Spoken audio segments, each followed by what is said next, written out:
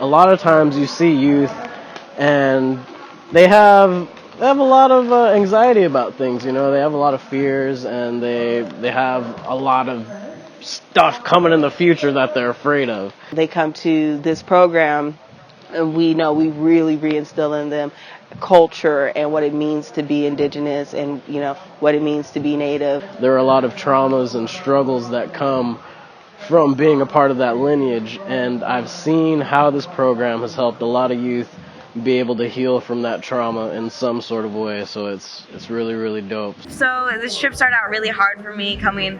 I came here at a really difficult time in my life. It was definitely not like a time where I would think, oh yeah, I should just up and leave to Jamaica for a week, but it's been really good. I've received a lot of healing, a lot of teachings from Creator and those around me that I didn't know I was needing until I received. I love the teachings of live in the now. The past is a ghost and the future is a dream. By youth being able to travel in order to further connect with themselves and know themselves is essential. A lot of these youth, unfortunately, don't really get off the reservation. They don't get off the island.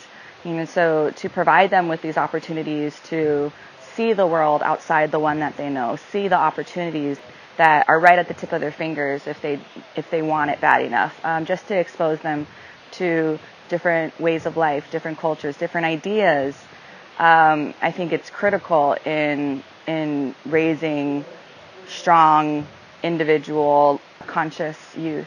As Indigenous youth, we're held back against the system and everything. So when we are able to travel and experience things like this is the only place I've ever been where I don't stand out like a sore thumb. I am the same skin tone as people is here. No one looks at me different because of the way I look. It's beautiful to see this many brown people in one area. I've never experienced anything like that, and I never would if it wasn't for this opportunity to be able to travel. And I think it's important for Native youth to experience that, because when we're coming up in our culture, we're also coming up in this white world, in this capitalistic world where we're told what we should be, what we shouldn't be, who and what we are, who our ancestors are, and who we're supposed to be. And when we travel, we see all the possibilities of who we could be, and the possibilities of all these people who are not living in our world, how they have grown and flourished as a community.